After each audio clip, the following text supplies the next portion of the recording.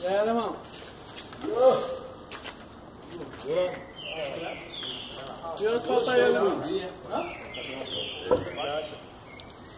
Tá forte, eu deixei isso aí. Manda embora.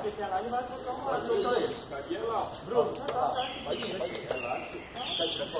Tem que vir aí pra ele aqui, ali, ó. Quando eu vou ficar no carro, tem que ir. Pode vir, deixa ele passar, eu pego aqui. Vamos daqui. Vai dar uma força aqui na frente. Vai lá. Vai, Gordinho. Pode liberar você. Pode deixar. Vai, Gordinho. Pode ir. Você que vai levar o balão. Vai embora, vai embora. Vai embora você. Leva aí, leva aí. Vai, Diegão. Pode soltar. Solta mais. Vai liberando.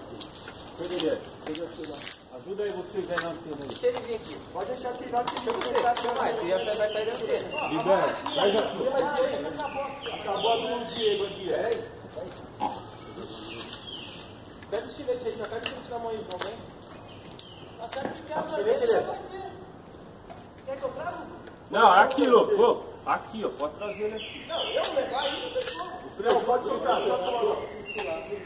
Solta aí. É, ele que tem que soltar a mão um pouco. Solta. Não, ele vem aqui, cara. Peraí. Espera. Aí. Pegar embaixo. É isso aí, ó. Pode ficar fácil. Presuntinho. Só pede pro presuntinho soltar. Vai soltar devagarinho você. Ó, ele segura, eu solto.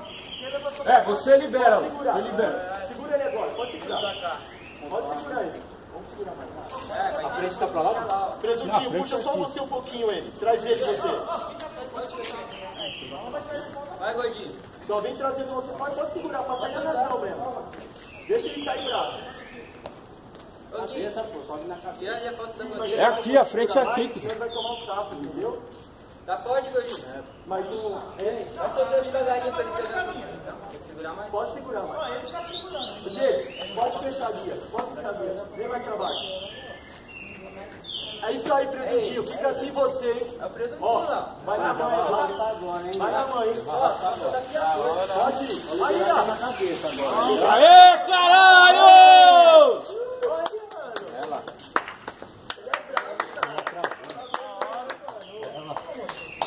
É o que eu fiz lá, caralho. O